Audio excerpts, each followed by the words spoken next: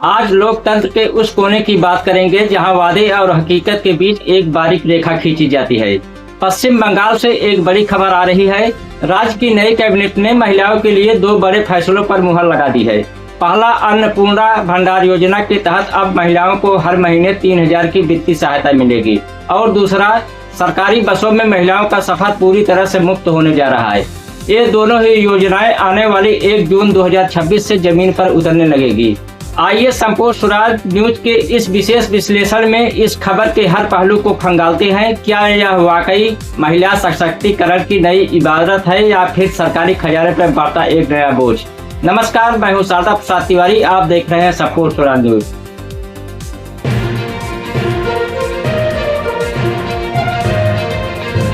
जनता के टैक्स का पैसा और नेताओं की सियासी ऐश।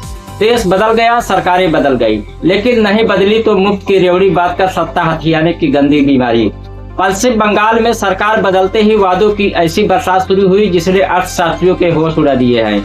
1 जून से बंगाल की महिलाओं के खाते में हर महीने 3000 रुपए खटाखट आने वाले हैं। पहले जिसका नाम लक्ष्मी भंडार था, अब उसका नाम अन्नपूर्णा योजना रख दिया गया है। यह कोई नई योजना नहीं है। सरकार की पुरानी लक्ष्मी भंडार योजना का नाम बदलकर अब अन्नपूर्णा भंडार योजना कर दिया गया है।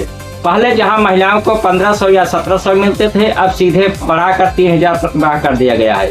सरकार का दावा है कि यह राशि सीधे लाभार्थियों के आधार से जुड़े बैंक खातों में जाएगी। 1 जून से इसके लिए एक नया ऑनलाइन पोर्टल भी शुरू हो रहा है। जो महिलाएं पहले से पुरानी योजना का लाभ ले रही हैं, उन्हें दोबारा फॉर्म भरने की जरूरत नहीं होगी। वे सीधे इस नई योजना में ट्रांसफर कर दी जाएगी। सभी सरकारी बसें मुफ्त। 1 जून से राज्य सरकार द्वारा संचालित सभी छोटी बड़ी बसों में महिलाओं से कोई किराया नहीं लिया जाएगा, चाहे बस साधारण हो या एसी। सफर की प्रक्रिया शुरुआत में महिलाएं अपना आधार कार्ड, वोटर आईडी या पैन कार्ड दिखाकर यात्रा कर सकेगी। कंडक्टर उन्हें शून्य मूल्य का टिकट देगा। सरकार की योजना आगे चलकर सभी महिलाओं को एक QR कोड वाला स्मार्ट कार्ड देने की है, जिसे दिखाकर वे बिना किसी परेशानी के सफर कर सकेगी। इसके लिए ब्लॉक और सब डिवीजन स्तर पर आवेदन लिए जाएंगे। अब आते हैं उस सवाल पर जो अक्सर मुख्य धारा का मीडिया आपसे छुपा जाता है।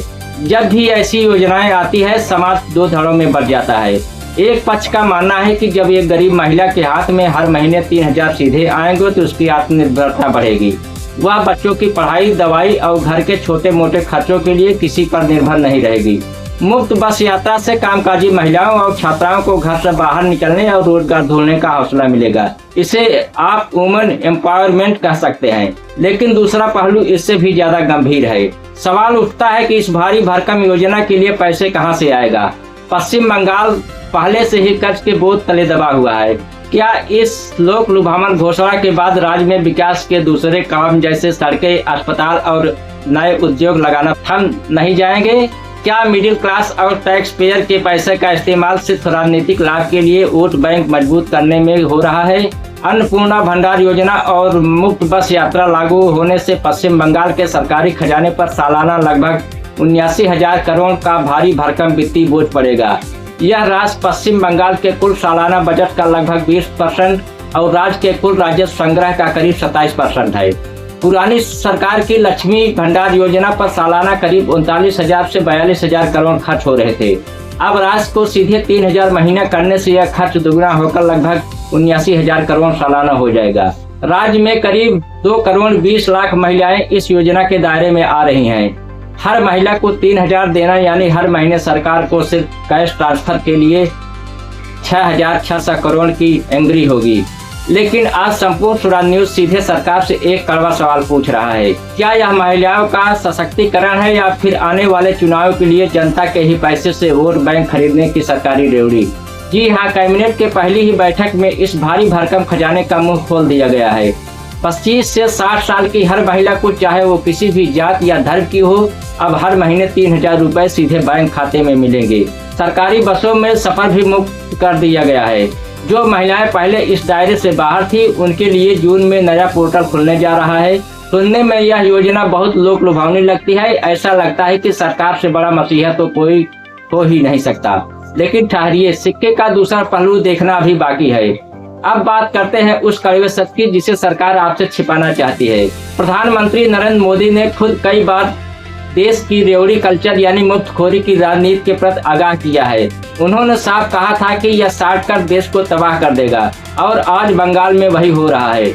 आइए अब उस सच की तरफ बढ़ते हैं जिसे आंकड़े अक्सर छिपा जाते हैं। सरकारें वादे तो कर देती हैं, लेकिन जब नोट छापने की मशीन राज्य सरकार के पास नहीं होती तो पैसा आता कहां से है। अर्थशास्त्रियों की सबसे बड़ी चिंता यह है कि जब राज्य के अपने राजस्व का 1/4 हिस्सा लगभग 27% सिर्फ एक ही योजना में चला जाएगा तो बाकी कामों के लिए क्या बचेगा। क्या नई सड़कें बनेगी, क्या नए सरकारी अस्पताल खुलेंगे। जब विकास कार्यों का बजट घटकर महज 3% के आसपास आ जाता है तो क्या समाज का दीर्घकालिक नुकसान नहीं होता। 8 लाख करोड़ से ज्यादा का कर्ज। पश्चिम बंगाल पर पहले से ही 8 लाख करोड़ से अधिक का भारी भरकम कर्ज है। 2026-27 के वित्तीय वर्ष में राज्य का राजस्व घाटा करीब 21,759 करोड़ अनुमानित है। ऐसे में इस नई योजना को चलाने के लिए सरकार को और ज्यादा कर्ज लेना पड़ेगा। यानी आज जो 3,000 महिलाओं को मिल रहे हैं, कल उसका ब्याज राज्य के हर नागरिक को टैक्स के रूप में चुकाना होगा। क्योंकि राज्य में नई कैबिनेट ने कमान संभाली है, इसलिए राजनीतिक गलियारों में चर्चा है कि इस वित्तीय संकट से निपटने के लिए राज्य सरकार को केंद्र से भारी भरकम विशेष वित्तीय पैकेज या औद्योगिक निवेश की मदद मिल सकती है। अगर ऐसा नहीं हुआ तो राज्य आर्थिक रूप से पूरी तरह चरमरा सकता है। इन मुफ्त योजनाओं या 79,000 करोड़ के क्षेत्रीय वित्तीय बोझ का नहीं है। जब हम मुफ्त रेवड़िया और राज्यों के दिवालियापन पर लंबी लंबी बहसें कर रहे होते हैं तो दिल्ली के गलियारों से उठने वाले उस बड़े सवाल को क्यों भूल जाते हैं। क्या आपने कभी देश के उस बही खाते को देखा है जिसे मुख्यधारा का मीडिया हेडलाइंस में कभी जगह नहीं देता। आइए आज अमृत काल के उस दावों की हकीकत खंगालते हैं जो देश के हर नागरिक की पीठ पर कर्ज का पहाड़ लाद रहा है। वर्ष 2014 जब देश में एक नई उम्मीद, एक नए नेतृत्व का उदय हुआ था, तब देश का कुल कर्ज लगभग 53 लाख करोड़ से 55 लाख करोड़ के आसपास हुआ करता था। लेकिन आज एक दशक से अधिक का समय बीत जाने के बाद केंद्रीय सरकार का कुल कर्ज बढ़कर 214 लाख करोड़ से अधिक होने का अनुमान लगाया जा रहा है। यानी यह कर्ज तकरीबन 4 गुना बढ़ गया है। अगर सिर्फ विदेशी कर्ज की बात करें तो जो विदेशी कर्ज 2014 में करीब $440 बिलियन के आसपास था, वह आज की तारीख में बढ़कर $736 बिलियन से बढ़कर $765 बिलियन के ऐतिहासिक स्तर को छू रहा है। आप सवाल पूछिए प्रधानमंत्री जी, जब आप मंचों से सीना ठोककर आत्मनिर्भर भारत का नारा बुलंद करते हैं तो क्या देश को इस कदर कर्जदार बनाना ही उस आत्मनिर्भरता की पहली शर्त थी। क्या विश्व गुरु बनने का रास्ता IMF और विदेशी बैंकों के सामने कर्ज का कटोरा लेकर गुजरता है। अखबारों के पहले पन्ने पर छपने वाली विज्ञापनों में चमकता हुआ डिजिटल इंडिया तो दिखता है, लेकिन उस डिजिटल इंडिया के नीचे दबे आम हिंदुस्तानी का चेहरा धुंधला क्यों कर दिया जाता है।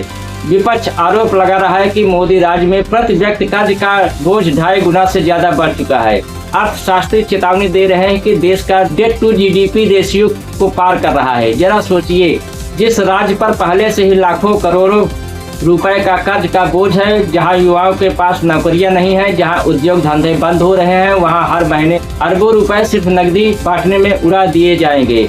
हम सरकार से पूछना चाहते हैं, यह 3,000 रुपए क्या सरकार के मंत्रियों के जेब से आ रहे हैं? नहीं, यह देश के ईमानदार टैक्स पेयर की मेहनत की कमाई है, जिसे विकास कार्यों में लगाने के बजाय रेवड़ियों की तरह उड़ाया जा रहा है। महिलाओं को आत्मनिर्भर बनने के लिए कारखाने क्यों नहीं खोले गए? उन्हें रोजगार क्यों नहीं दिया गया? हर महीने 3,000 रुपए की बैसाखी देकर सरकार उन्हें हमेशा के लिए अपना मोहताज क्यों बनाना चाहती है? अर्थशास्त्र का सीधा नियम है, जब सरकारें मुफ्त की रेवड़ियां बांटती हैं तो विकास के काम ठप हो जाते हैं। बंगाल के सरकारी अस्पतालों की हालत किसी से छुपी नहीं है। सरकारी स्कूलों में छतें टपक रही हैं और सड़कों पर गड्ढे हैं, लेकिन सरकार के पास इस बुनियादी ढांचों को सुधारने के लिए बजट नहीं है, क्योंकि सारा पैसा तो अन्नपूर्णा योजना जैसी मुफ्त योजनाओं की भेंट चढ़ने वाला है। यह नीति बंगाल को श्रीलंका और वेनेजुएला जैसे आर्थिक संकट की तरफ धकेल रही है, जहां लोक लुभावने वादों ने पूरे देश को दिवालिया कर दिया था। कोई राज्य या देश अपनी यदि क्षमता से अधिक कर्ज लेता है तो अंतर्राष्ट्रीय एजेंसियां उसकी क्रेडिट रेटिंग घटा देती हैं। भविष्य में लोन मिलना महंगा हो जाता है और देश श्रीलंका या वेनेजुएला की तरह डिफॉल्ट होने की कगार पर पहुंच जाता है। यह बेहद खतरनाक ट्रेंड है। नेताओं को 5 साल की सत्ता चाहिए, इसलिए वो आज कर्ज लेकर भी पी रहे हैं। लेकिन यह कर्ज चुकाएगा कौन? क्या यही वह मजबूत अर्थव्यवस्था है जिसका ढिढोरा पूरी दुनिया में पीटा जा रहा है? जब देश के टैक्स पेयर का पैसा विकास कार्यों, शिक्षा और स्वास्थ्य पर खर्च होने के बजाय सिर्फ विदेशी कर्जों का ब्याज चुकाने में खत्म होने लगे तो समझ जाइए कि दाल में सिर्फ काला नहीं बल्कि पूरी की पूरी दाल ही काली हो चुकी है। राज्यों की मुफ्त योजनाओं की रेवड़ी संस्कृत बताने वाली केंद्र सरकार खुद किस अमृत से इस देश के भविष्य को कर्ज के दलदल में डुबो रही है, यह सोचना अब आपका काम है। क्योंकि जब तक आप हेडलाइंस के पीछे छुपे इन असली आंकड़ों को नहीं देखेंगे तब तक आप लोकतंत्र के इस खेल में सिर्फ एक दर्शक मात्र बने रहेंगे। मीडिया के शोर से दूर हकीकत के इस आईने के साथ मैं आपसे विदा लेता हूं। आप देखते रहिए संपूर्ण स्वराज न्यूज। सजग रहिए, सवाल पूछते रहिए। जय हिंद।